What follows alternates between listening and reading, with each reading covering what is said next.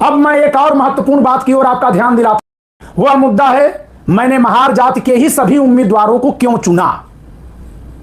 अब बनाओ ना अपने में भी एक्ट, ठीक है। मैंने सारे प्रत्याशी 15 के 15 महार जाति के ही क्यों चुना और अन्य समाज के लोगों को क्यों उम्मीदवारी नहीं दी। अपने लोगों को समझा रहे हैं। अन्य जाति मतलब अनुसूचित जाति के अन्य लोगों को नहीं दिया। 1932 में पूना पैक्ट किए हैं दोस्तों, कितना बड़ा राज है। 1932 में जब गांधी वहां कहते हैं 31 में गोलमेज सम्मेलन में कि भारत के दलितों का नेता मैं हूं, तो अंबेडकर कहते हैं, भीमराव कहते हैं कि नहीं नहीं ये कैसे हो सकते, ये तो खुद दलित नहीं है। आज भी लोग लिखते हैं आप कोई दलित हैं क्या जो जानेंगे। देखो तो अंग्रेजों का सब कुछ उन पर था, अंग्रेजों ने मान लिया कि नहीं जो उस समुदाय से वही है। लेकिन उस समुदाय में कितनी जातियां हैं और उसमें जो नेता बनकर सबका गया था वो जैसे ही वहां से आने के बाद यहां चुनाव हुआ तो 15 सीटें सुरक्षित होने पर 15 के 15 प्रत्याशी उसने क्या किया, महार जाति का बना दिया। मैं नहीं कह रहा हूं, वांग्मय संख्या हिंदी वांग्मय वैल्यूम 38 पढ़ लीजिए और इसमें देख लीजिए। अब मैं एक और महत्वपूर्ण बात की ओर आपका ध्यान दिलाता हूं। वह मुद्दा है, मैंने महार जाति के ही सभी उम्मीदवारों को क्यों चुना। सभी प्रत्याशी 15 के 15 महार जाति के थे और गोलमेज सम्मेलन में जब यही हक हासिल कर रहे थे तो सभी अछूतों के नेता बनने का दावा करते थे। अभी मैं कहूंगा कि कौन उनको चुन लिया था सभी अछूतों का नेता, तो लोग कहते हैं 5 लाख चिट्ठियां पहुंच गई थी। मतलब आज कितने लोग ब्रिटेन चिट्ठी लिख पाएंगे अगर कह दिया जाए, आज अगर कह दिया जाए ना कि 5 लाख लोग लंदन चिट्ठी लिखकर भेज दीजिए, नहीं भेज पाएंगे।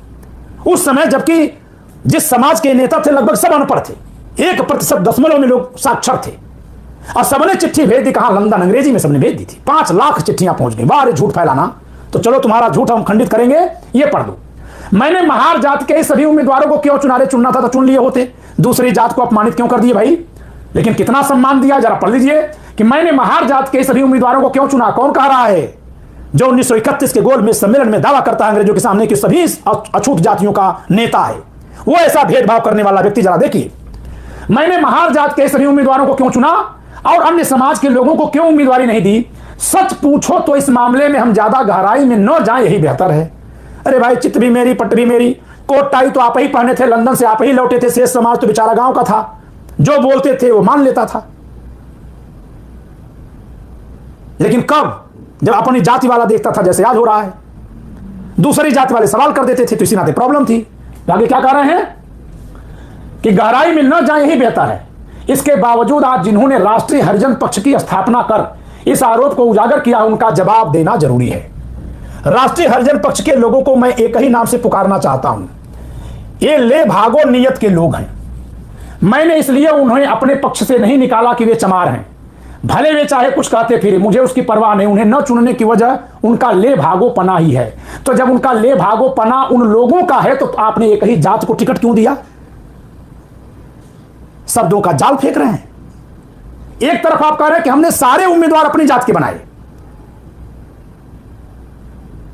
और उस जात का नेता कोई संगठन बनाया था तो उस संगठन पर हमला करके लेकिन उस पूरे जात को आप आरोपित कर रहे हैं कि ले भागो पनाही है।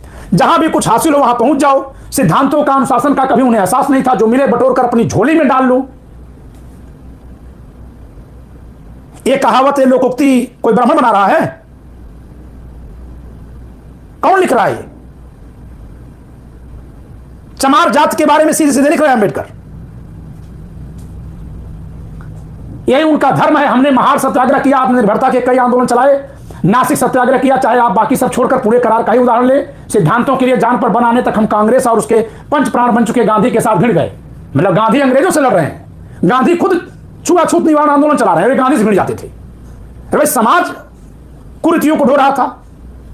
जब कुछ पाने की बारी आई तो ऐसे ले भागो कि हम तो क्यों याद रखें। चमगादड़ के रूप में जो अपना जीवन जीना चाहते हैं, पढ़ लीजिए। कोई दूसरे समाज का व्यक्ति आज के समय में कह देगा तो उस पर SC ST एक्ट लग जाएगा।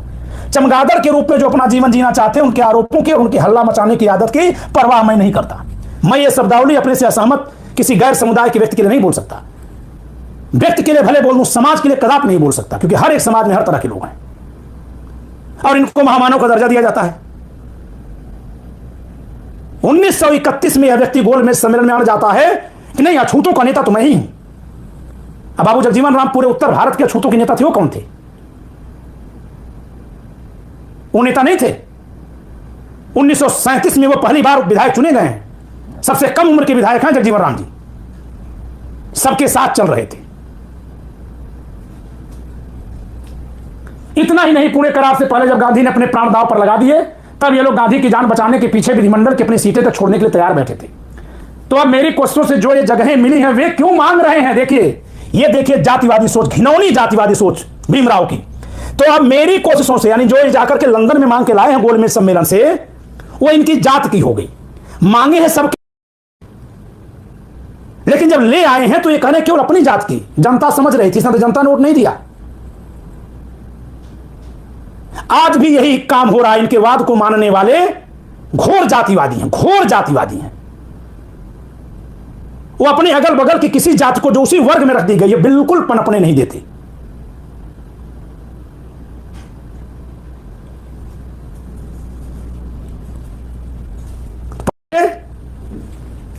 जो चमगादड़ कह रहा हो जिस समाज को, चमार समाज को ले भागने वाला, कहीं मिल जाए तो ले भागो, मैं तो चमार जात के लोगों को टिकट ही नहीं दिया, केवल अपनी जात को दिया। अरे भाई, मांग थे, भोर थे, मसक थे, वहां और समाज है, क्यों नहीं दे देते आप?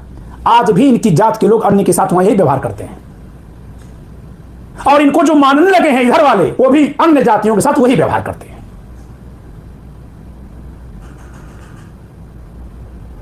अब बताइए दोस्तों कि अगर मैं सवाल उठा रहा हूं कि एससी एसटी के पक्ष में जो रिजर्वेशन है वो खत्म होना चाहिए, हमारे पर प्रतिबंध लगा करके जो इनको सीटें दी गई हैं, चंद जात के लोग उस पर अड्डा जमा करके बैठ गए हैं, वो संविधान विरोधी है कि नहीं है? कौन बात करेगा इस पर? कोई ऐसा नेता बात नहीं कर पाएगा जो इतना अध्ययन न करता हो। यह बात वही नेता कर पाएगा, वही व्यक्ति कर पाएगा जो अध्ययन करके बात निकाल के लाता हो।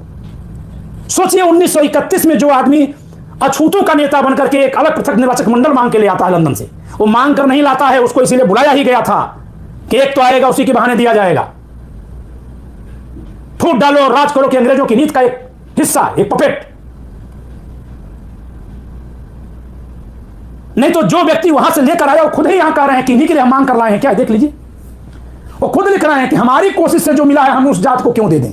अरे भाई, तुम्हारी कोशिश से तुम्हारे लिए नहीं मिला है, तुम उनकी आबादी को भी गिनवाए हो, और आबादी गिनवाने में तो साइमन कमीशन के सामने ये आदिम जनजाति, वनवासी जाति, पर्वतीय जनजाति, जराइम पेशा जाति, सबका डेटा लिख करके लिख दिया छूत है। वो तो साइमन कमीशन के अधिकारी ने पूछ दिया कि इतनी बड़ी आबादी कहां से आ गई। तब कहते नहीं तो छोटी वाली आबादी मान लीजिए। आपने साइमन कमीशन के सवाल को पढ़ा होगा, भाग 4 में मैंने कई बार पढ़ाया है। साइमन कमीशन का अधिकारी स्पष्ट करता नहीं, रुक जाइए, छोटी आबादी मत दिखाइए। आप बताइए कि जब आप सबकी जनसंख्या जोड़ रहे हैं तो क्या आप सबको वयस्क मताधिकार दिया जाए इसके पक्ष में हैं? तो व्यक्ति एक बार भी नहीं कहता कि देखिए अगर हो सके तो दे दीजिए। ना ना ना ना, मैं नहीं चाहता सबको अधिकार मिले।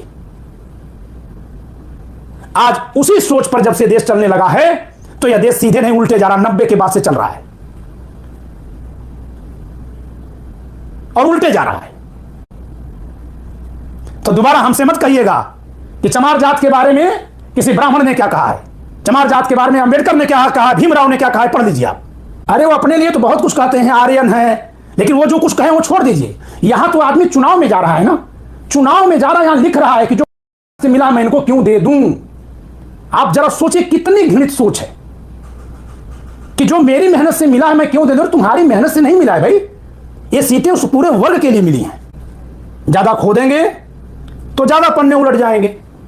हम लोग तो पन्ना पढ़ने वाले हैं, लेकिन हम सिर्फ पन्ना ही पढ़ने वाले नहीं हैं, हम सड़क पर उतरकर आंदोलन करने वाले भी हैं। और इसीलिए कहते हैं कि सामान्य जन चेतना मंच से जुड़िए और न्याय के लिए आवाज उठाइए। आपको यह आवाज उठानी पड़ेगी अपने लिए, अपनी पीढ़ियों के लिए, भारत के संविधान को उसके मूल स्वरूप में लाने और स्थापित करने के लिए आपको यह काम करना होगा।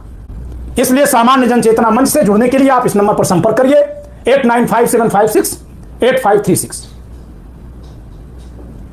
और बिल्कुल परवाह मत करिए कि सच बोलने पर, संविधान सम्मत बोलने पर, न्याय सम्मत बोलने पर, तर्क सम्मत बोलने पर इस देश में कौन सा कुतार्किक संविधान विरोधी कानून आपका क्या बिगाड़ देगा।